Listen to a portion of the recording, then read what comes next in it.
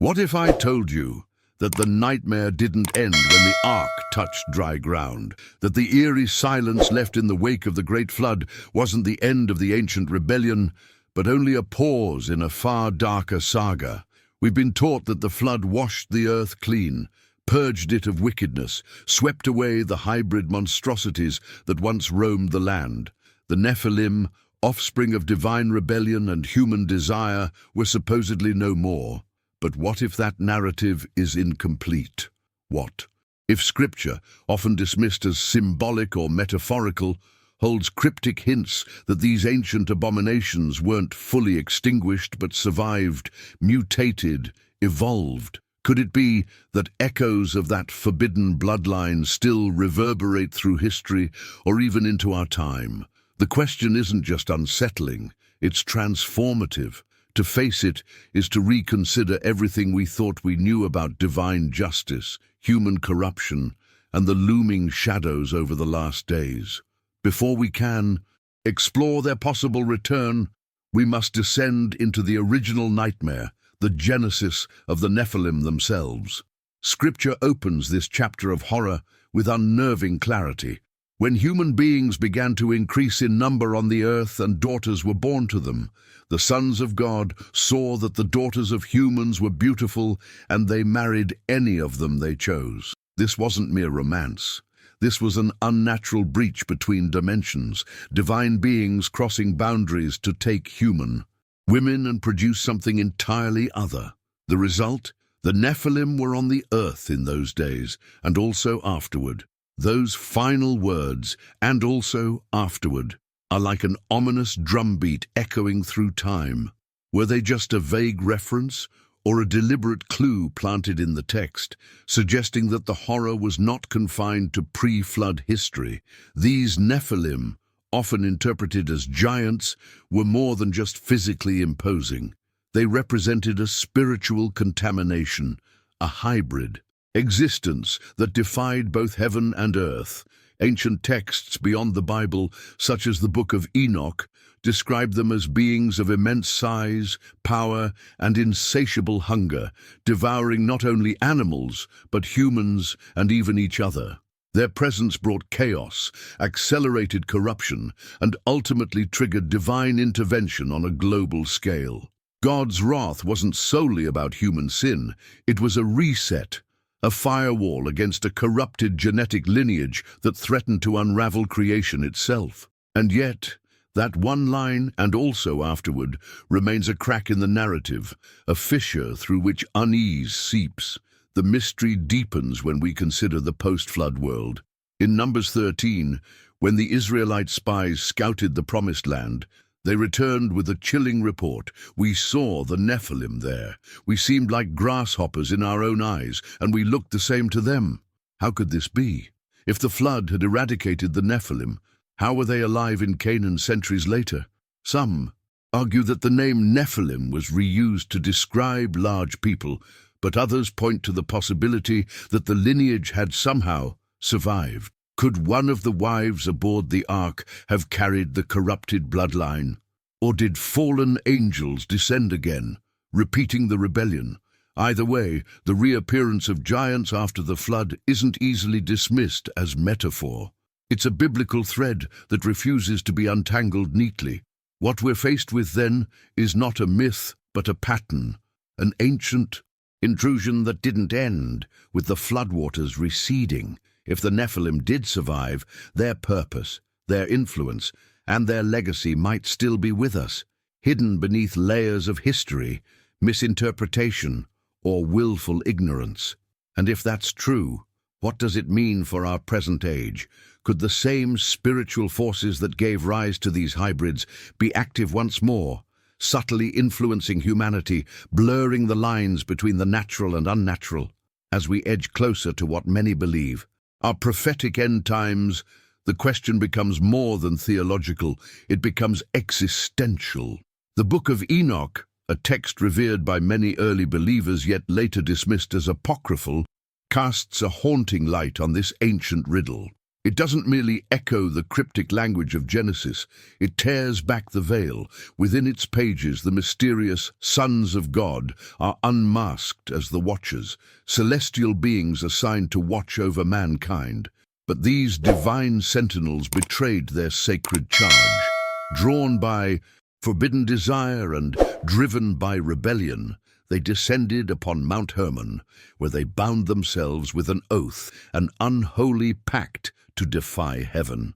Their aim wasn't just lustful indulgence, it was sabotage, a coordinated campaign to corrupt the genetic purity of humanity, to rewrite God's blueprint for creation. Through their unions with women, they spawned the Nephilim, colossal hybrids that were as spiritually profane as they were physically imposing. But their influence didn't stop there.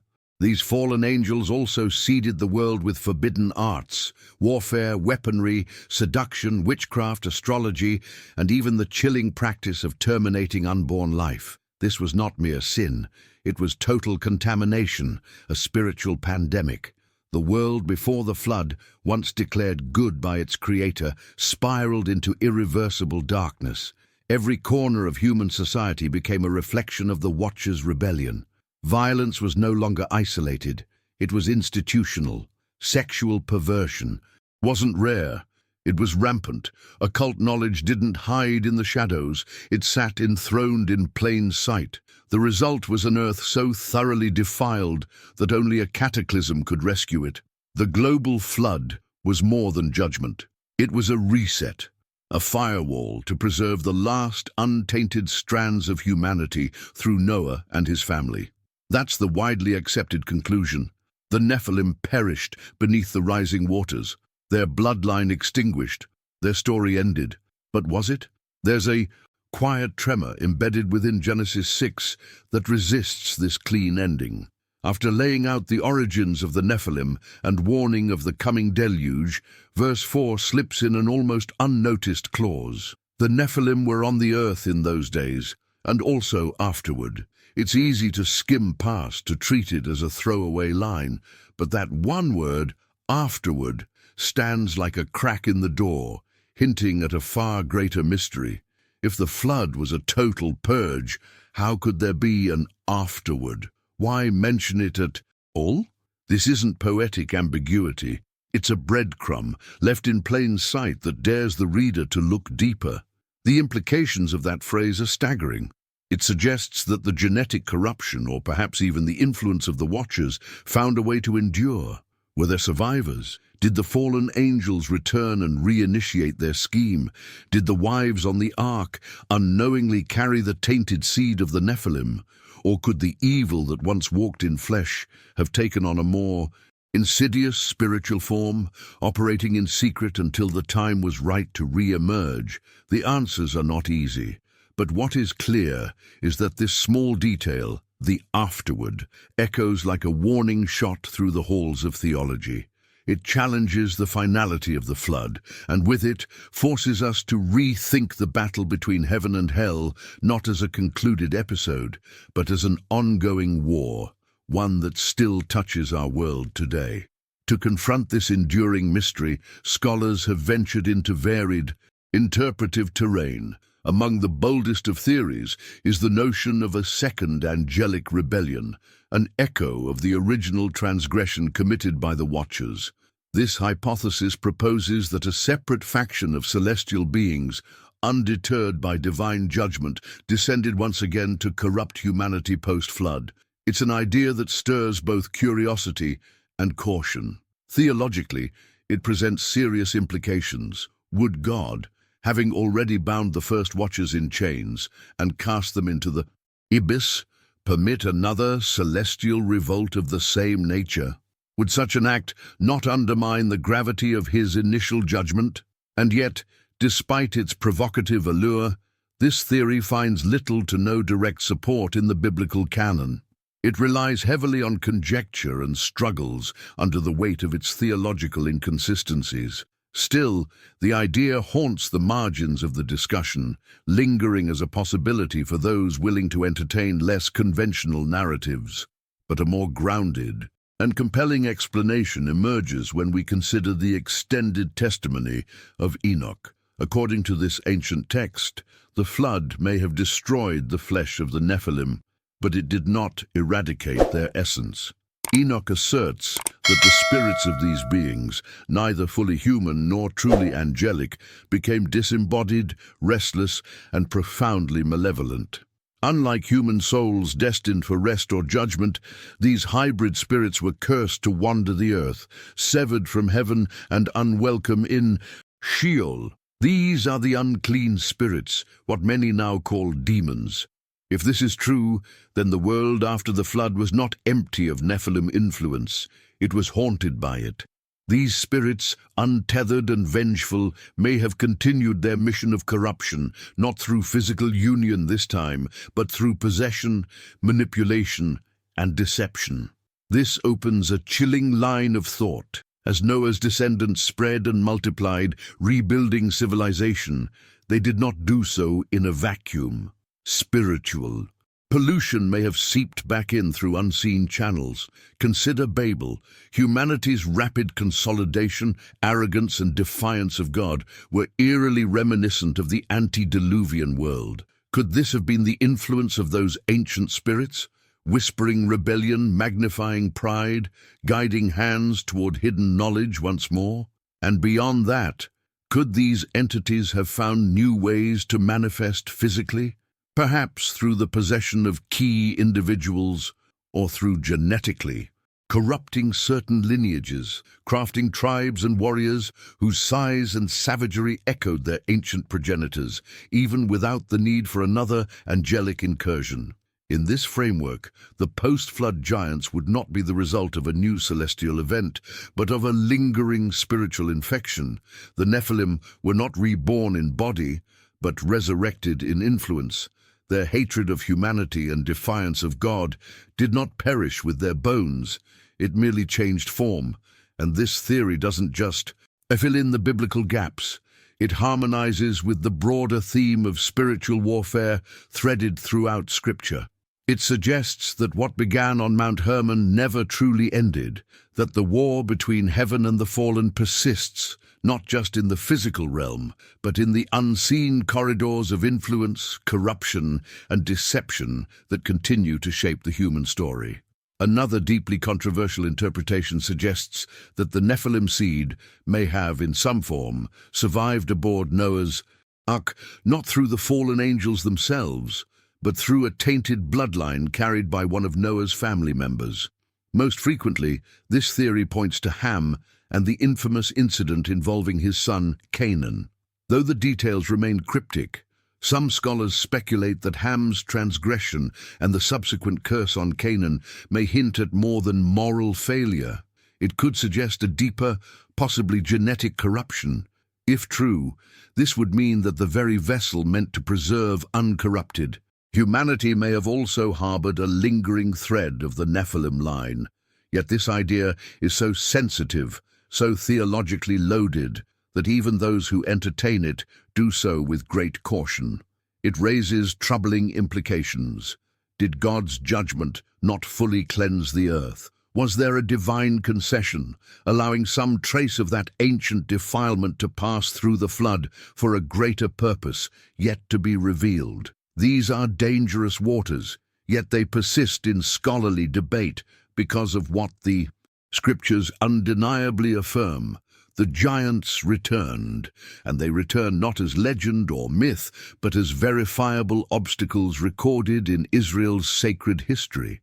As the narrative shifts to the journey of the Israelites into the Promised Land, the presence of these towering adversaries becomes impossible to ignore. In Numbers 13, 12 spies are sent to scout the land of Canaan. 10 return, trembling, their voices laced with fear. What they report is not merely a description of fortified cities. It is the resurgence of a nightmare. There we saw the Nephilim, the sons of Anak, who come from the Nephilim, and we seemed to ourselves like grasshoppers, and so we seemed to them. These Anakim weren't just tall, They were terrifying, descendants of an ancient horror that was supposed to have been washed away in the floodwaters. Yet here they stood, alive and dominant, casting a shadow over Israel's future. These weren't isolated anomalies. The Nephilim legacy appears across multiple tribes. The Rephaim, Emim, and Zamzumim, each associated with extraordinary size, strength, and violence. Their cities were vast, their weaponry unmatched, their presence paralyzing. For Israel, this wasn't just a military challenge, it was a theological crisis. How could beings thought to be extinct now walk among them? How could God promise victory while giants stood in the way? The fear of the Nephilim nearly derailed God's plan for his people, exposing a profound spiritual truth. The battle against these beings was never just physical. It was always about trust, about faith in divine authority over ancient darkness. Thus, the post-flood reappearance of giants forces us to consider that something survived, whether through corrupted bloodlines, demonic influence, or a blend of both. What's clear is that the war with the Nephilim didn't end with the Ark. It continued on the battlegrounds of Canaan, in the hearts of Israel, and perhaps even now in ways modern eyes fail to recognize. But the Anakim were by no means isolated occurrences.